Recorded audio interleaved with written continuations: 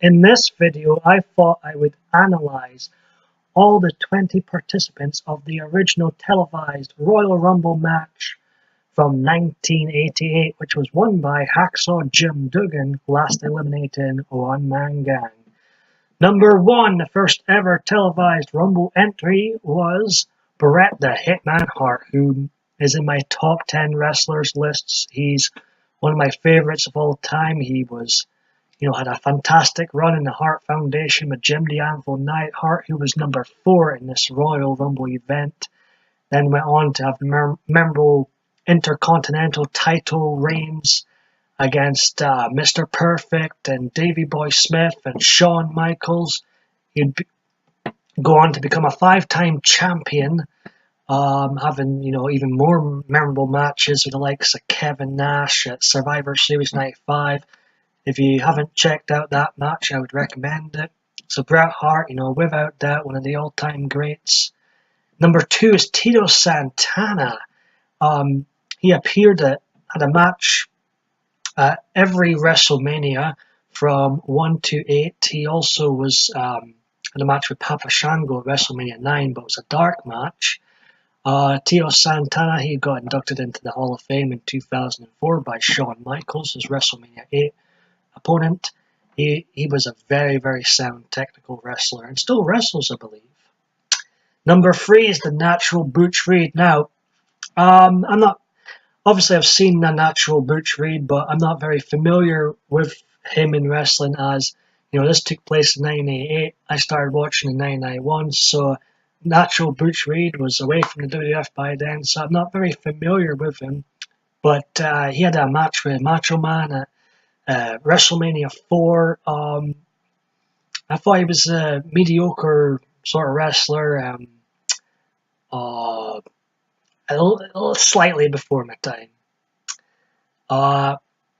Jim Neidhart, who I've mentioned, I love Jim Neidhart. I love the moment when he clotheslines Davey Boy Smith over the railing at SummerSlam 1994, just after the 5-star classic match with Bret and Owen put on. I always enjoyed watching Jim Neidhart in the interviews and stuff. I was a solid member of the Hart Foundation. Another one of my favorites, Jake the Snake Roberts. No Damien in this match. Damien would appear, the Snake, in the 1989 Royal Rumble when he chased out Andre the Giant from the match. Jake the Snake Roberts, love him. He is a huge inspiration to me. I've actually still to watch the is it called The Resurrection? Jake Roberts. I have heard so many good things about it. Jake Roberts, what he was like. The golden age of wrestling had so many legends, so many great in-ring workers, so many great characters, great guys at cutting promos. The guys from that era and the fans from that era were just from a different cloth from every other era. I would say the golden age overall was even better than some of the, actually even better than the Attitude Era, because the Attitude Era, you had your Austin and your Rock and so on and so forth, but I believe there was more legends from the golden age of wrestling. Jake Roberts, he was one of the best. Harley Race, I always enjoyed watching Harley Race take his bump over the top rope.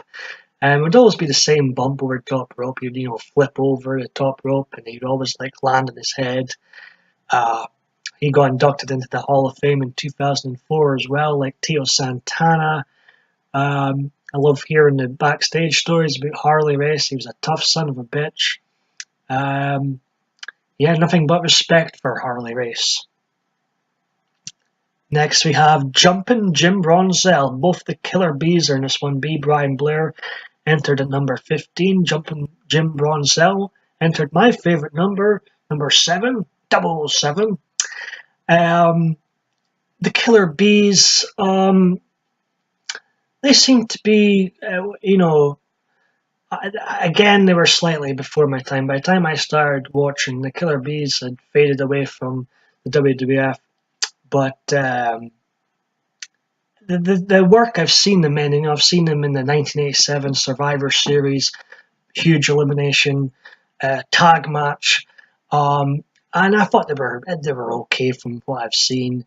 They had the match at WrestleMania 3 against the Iron Sheik and Nikolai Volkov, who was in this match also. I'll get to him later. I seem to know B. Brian Blair mostly from the Iron Sheik shoot interviews. He fucking hates B. Brian Blair. I'm not sure if it's a work shoot or not, but in the M2, he was some serious hate between the Iron Sheik and B. Brian Blair. Next in the match, I haven't got my contact lenses in, so I'm sort of like, can hardly see. Where was I? I hate not having my contact lenses in. See, what happens is I've got to clean them for 4 hours, so I've got to wait until they're ready, and then I can put them in. Because if I put them in before they're ready, they'll fucking, I'll be in A&E with the stuff I use. Sam Houston. I don't know much about Sam Houston, but I believe he was the half-brother of Jake the Snake Roberts. Jake Roberts' half-sister was also in the World Wrestling Federation at the time. She sang at WrestleMania 5, Rockin' Robin. Not much to tell you about Sam Houston. Dangerous Danny Davis. And Dangerous Danny Davis appeared in the first ever wrestling video I watched. See, what happened is when I got into wrestling in 1991, I started watching all the old VHS tapes, and my first one was the 1988 Survivor Series, which I love. Dangerous Danny Davis was in it. He got eliminated by Bruce the Barber Beefcake. He was the corrupt referee.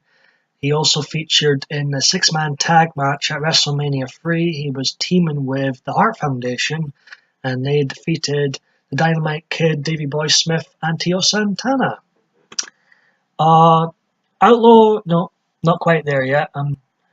I tell you, if you have great eye vision, be blessed, because seriously, what a carry on it is with lenses sometimes. Boris Zukov. He was part of a tag team with Nikolai Volkov for a while. Not much to tell you about Boris Zukov. Next up is Don Morocco. He was originally known as Don the Rock Morocco at one time anyways. I remember him at WrestleMania 4. I think the most memorable spot he was involved in was when Jimmy Snuka jumped off the cage onto him, big splash in Madison Square Garden. Nikolai Volkov, I always enjoyed, when I watched the old WWF tapes, I always enjoyed Nikolai Volkov in some of the Survivor Series matches. He was involved in the 1990 Survivor Series match, one of the members against Sergeant Slaughter's team.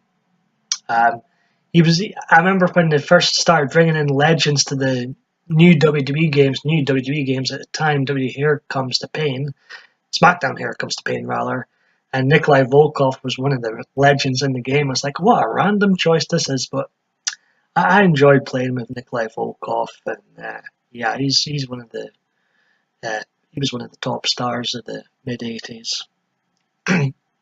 Next up is the winner of the Royal Rumble. Now, I've mentioned Hacksaw Jim Duggan in a previous video when I was talking about all the winners of the Royal Rumble. Yeah, I don't dislike Duggan, but he's far from one of my favorites. But I tell you, one of the funniest matches, and God bless Matt Bourne, he passed away in 2015, but one of the funniest matches after their prime was Hacksaw Jim Duggan versus Matt Bourne in an independent show somewhere, and it turns into a shoot at one point. It's just, me and my younger cousin just love it, laugh at it so much. Number 14 was Outlaw Ron Bass. Now, I was watching a What Culture video last night, and I wasn't aware that Outlaw Ron Bass passed away last year. His probably most memorable feud was with Bruce the Barber Beefcake, where He ended up getting a haircut. He was also involved in the 1989 Royal Rumble. Um, yeah, I think he must have been maybe in his 50s when he passed away last year. Too young.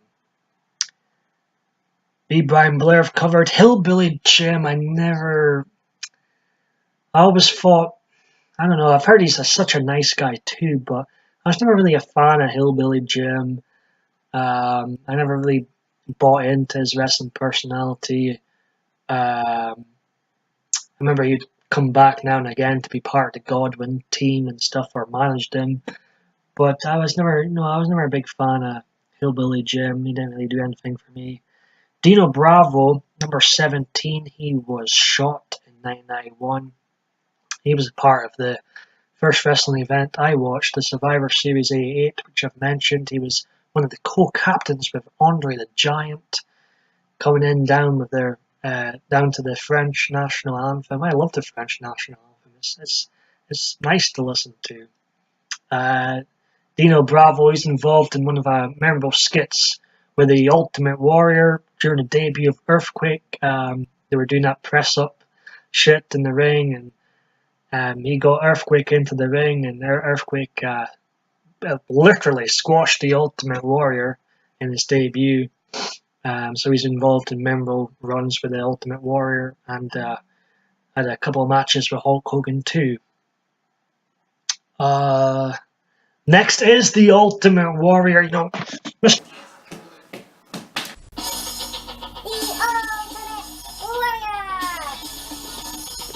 I'm a warrior. Oh my god, the ring is moving. What a speed. Ah! Uh-oh, we've had a boo-boo.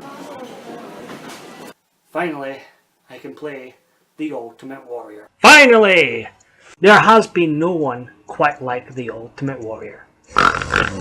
Mr. Jim Hellwig himself, he's in my top 10 wrestlers of all time. When I got into wrestling, the two biggest stars when I got in were Hulk Hogan and Ultimate Warrior. It was cut and dry.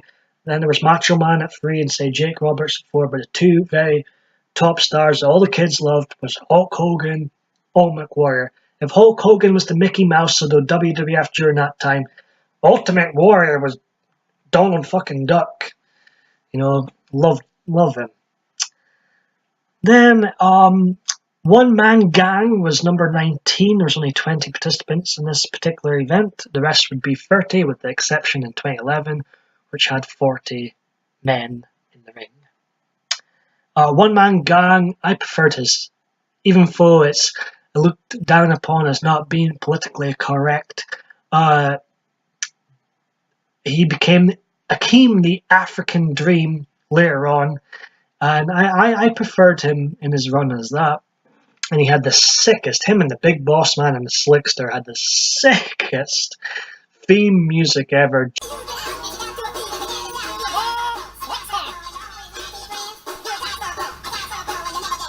Jive Soul, bro, I fucking love that hit. I fucking get pissed off when it got edited out, the WrestleMania anthology, and it's not edited out the Tag Classics, the Silvervision Tag Classics, or the old VHS tapes.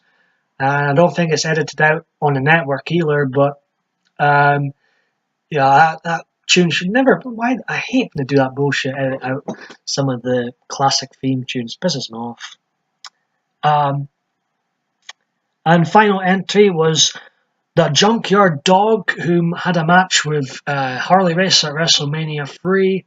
He was one of the biggest stars from mid to late 80s in the World Wrestling Federation.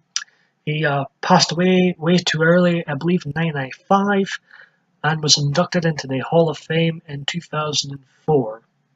So I know I'm not familiar, or I know who every wrestler is on this list, but I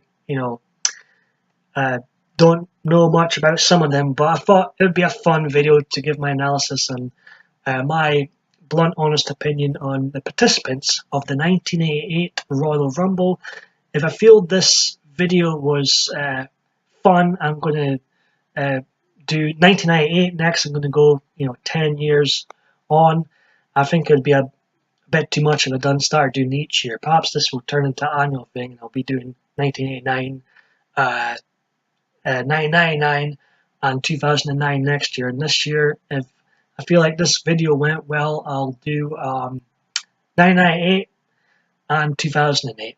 So hope you enjoyed, hope you had fun with this, my analysis of the roster of the 1988 Royal Rumble.